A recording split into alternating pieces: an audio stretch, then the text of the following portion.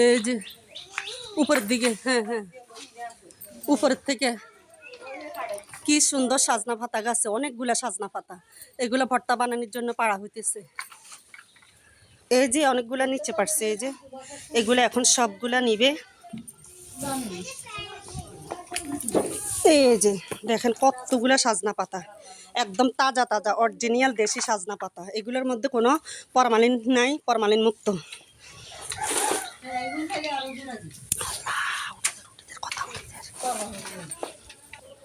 এগুলা মাছ দিয়ে, আলু দিয়ে, আলু সিদ্ধ করে শুকনা মরিচ দিয়ে এবং কি পেঁয়াজ দিয়ে অনেক মজা করে ভর্তা বানানো হয়। এগুলা গরম গরম ভাতের সাথে খুব স্বাদ লাগে।